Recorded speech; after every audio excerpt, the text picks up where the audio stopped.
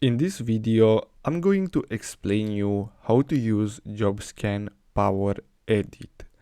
So the first step is by starting by uploading your resume along with the job description, then add in the job title, URL, and company name of the position you're applying for.